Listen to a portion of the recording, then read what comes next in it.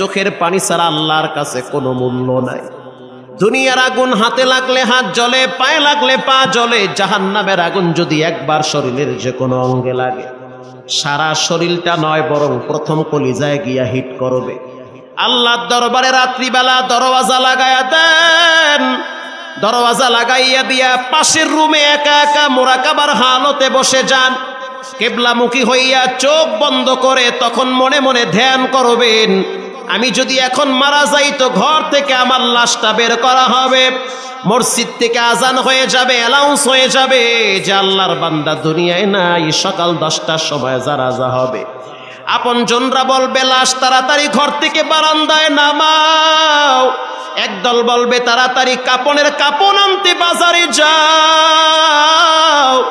আপন জনরা বলবে তাড়াতাড়ি পানি গরম কর। আরো একদল বলবে তাড়াতাড়ি মাটি খনন কর। সবাই ব্যস্ত হয়ে যাবে তোমাকে চিরবিদায় দেওয়ার জন্য। এই চিন্তায় ধ্যান অবস্থায় যদি তুমি চোখ বন্ধ করে মোরাকাবা করো আর দিলে দিলে খেয়াল করবা, আল্লাহ এই জমিনে আমার চেয়ে বড় পাপী কেউ নাই। বাচ্চাদের সামনে যখন দাঁড়াই বাচ্চারা মনে করে আমার মতো ভালো আব্বু দুনিয়াতে নাই। আমি আমার স্ত্রীর সামনে যখন দাঁড়াই আমার স্ত্রী মনে করে আমার মতো ভালো স্বামী দুনিয়াতে নাই। আমি আমার আব্বার সামনে যখন দাঁড়াই তখন বাবা মনে করে আমার চেয়ে ভালো সন্তান দুনিয়াতে নাই। কিন্তু আমি তো জানি গোপনে কি পরিমাণ পাপ করছি। পাপ করে করে আমি আমার জীবনটারে শেষ করে ফেলেছি। চোখ বন্ধ করে জিহ্বা লড়াইয়া তখন বলবা আল্লাহু হাজিরিন আল্লাহু নাজিরিন। আয় আল্লাহ, অন্ধকার ঘর, তুমি আর আমি আর তুমি আর মাঝখানে কেউ নাই। একটা অন্ধকার কবরের ভিতরে যখন আমার লাশটারে ফালায়া রাখবে, বর্তমান বিজ্ঞানও বলে মানুষকে যখন মাটিতে ফালায়া রাখে তখন ভিতরে কিছু একটা হয়। আল্লাহর নবী বলেন কেউ যদি গুনার ময়লা নিয়ে কবরে যায়, ওই কবরটার দুই পাশের মাটি এমন জোরে চাপ দিবে, মাটির চাপের কারণে হাড্ডি ভেঙ্গে চুরমার হয়ে যাবে। কবরের আযাব থেকে নিজে বাঁচো, নিজের ছেলে মেয়েদেরকে বাঁচাও। ছেলে মেয়েদেরকে প্রতিদিন সকালবেলা কোচিংয়ে পাঠানোর জন্য ব্যস্ত হন। কেমন বাপ আপনি একটা দিন বলেন না জাহান্নাম থেকে বাঁচতে হইলে প্রতিদিন নামাজ আগে পড়তে হবে। সকালবেলা মেয়েটাকে প্রাইভেটে পাঠায়া দেন, মা তার মেয়েকে প্রাইভেটে কোচিংয়ে পাঠায়া দেয়, একদিন না গেলে ধমক দেয়। সন্তান যদি প্রাইভেটে কোচিংয়ে না যায়, স্কুলে না যায়, বাবার মেজাজ গরম হয়ে যায়। অথচ বাবার নাকের ডগায় সন্তান রাত জেগে জেগে মোবাইল টিপে জীবন যৌবন নষ্ট করতেছে। মেয়েটা বেপরদায় রাস্তায় চলে, বাপ মা কিচ্ছু বলে না। ফজরের টাইমে বাবাও নামাজ পড়ে না, মাও নামাজ পড়ে না। আপনি এখনো বসে আছেন আর ভাবতেছেন যে আপনি জান্নাতে যাবেন, হবে না। কারণ আল্লাহর রাসূল বলেন একটা মানুষকে যখন কবরে শোয়া দেওয়া হয়, ওই কবরের ডানে বামে সামনে পিছনে উপরে নিচে মাটি। উদিআল মাইয়িতু ফি কবরিহি জাআল কুরআন। প্রথম মাথার কিনারায় আল্লাহর নামাজ দাঁড়িয়ে যায়। আল্লাহু আকবার। নামাজ দাঁড়ায় বলে ওয়াসসালাত, সাবধান সাবধান, আমি নামাজ আমার হক দুনিয়াতে আদায় করেছে, আজকে এই কবরের ভিতরে ডান পাশ দিয়ে শাস্তি দিতে পারবে না। মাথার কিনারায় উদিআল মাইয়িতু ফি কবরিহি জাআল কুরআন।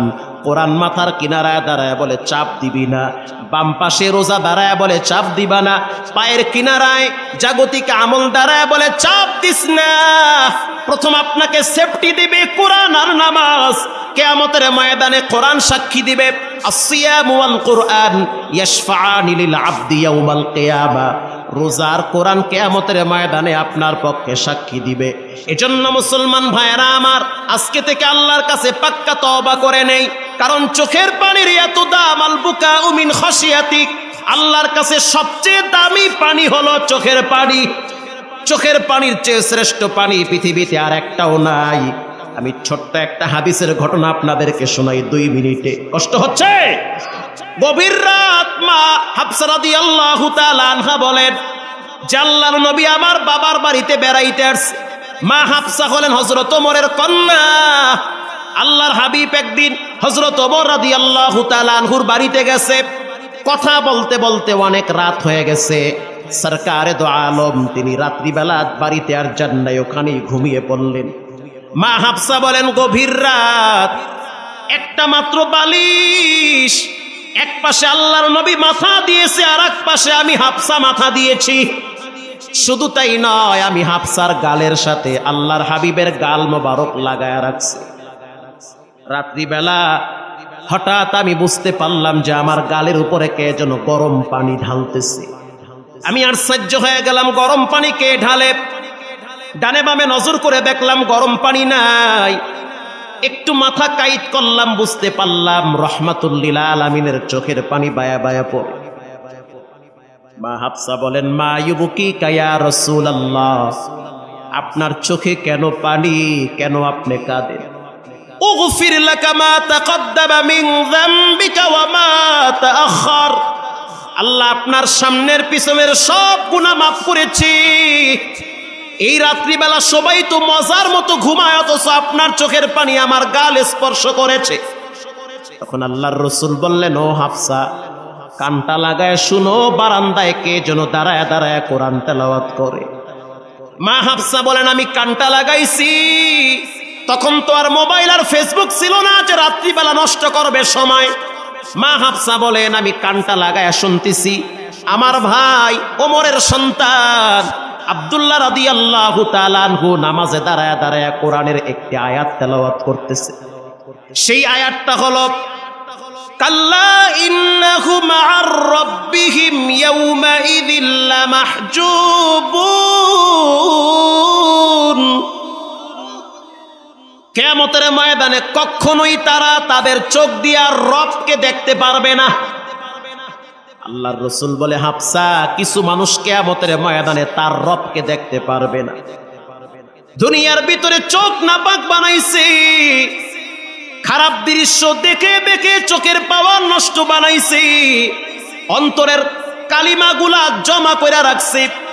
আল্লাহর নবী বলেন, কিয়ামতের ময়দানে কিছু মানুষ তার রবকে দেখতে পারবে না।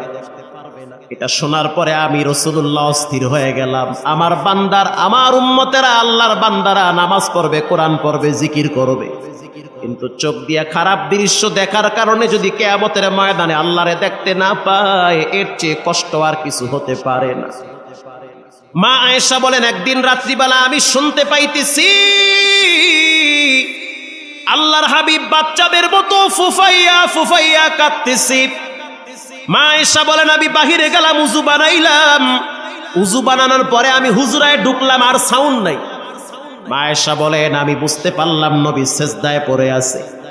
এমন সিজদা, আমি আয়েশা পায়ে চিমটি কাটছি, পায়ে যখন চিমটি কাটলাম বিশ্ব নবী পা নাড়া দিয়েছে। বুখারীর রওয়ায়াত, মা আয়েশা বলেন, জানান্তু হাত্তা কাবদাতার রূহাহু, আমি মনে করেছি রহমাতুল্লিল আলামিন সিজদায় বুঝি মারা গেছে। যখন আমি পায়ে চিমটি কাটছি তখন আল্লাহর নবী পা নাড়াইছে, বুঝছি আল্লাহর নবী এখনো মরে নাই, বেঁচে আছে। দীর্ঘ সময় সিজদার থেকে মাথা উঠাইছে। সালাম ফিরানোর পর আমি আয়েশা তাকায়া দেখতেছি নবীজির চোখের পানি, দাড়ি ভিজে ভিজে, জামা ভিজতেছে।